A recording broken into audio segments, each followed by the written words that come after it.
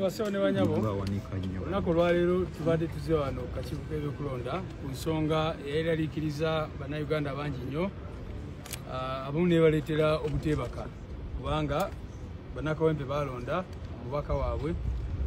Honorable Nalukoola Luyimbazi Elias balinze alayire tebalaba kyekigenda mu maaso ku nsonga eyo songa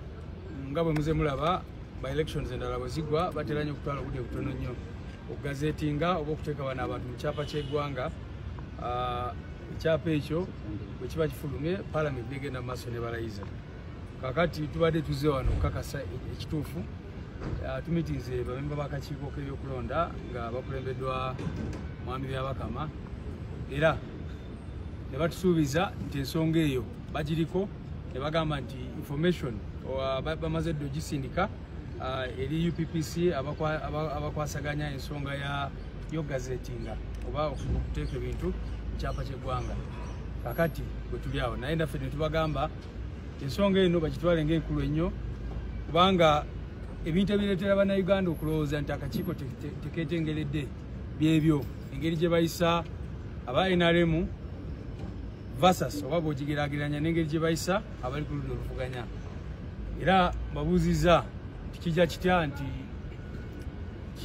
kibadde kyanguyira abantu oli ogenda kwesanga nga by election ebadde kisolo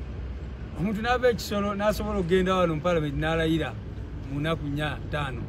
naye n'osanga ono w'ekawempe e Kampala kimuzibwalidde nnyo okuva ekawempe okutuuka mu palamenti so nga bava soloti bavaawa ne babalayiza mu nnaku 3 mu nnaku 4 n'ebirala bwe bityo gazetting process yabwe negenda mu maaso of course ensonga gye batuwadde nti nabo benyamivu ku mivuyo egyaliwo biki ebyo ne bagamba badde mu nkiiko ez'enjawulo n'ebirala bwe bityo naye ffe ne tubagamba abantu bakawempe kye baagala okulaba omubaka waabwe alayira era kyetulindiridde fenna.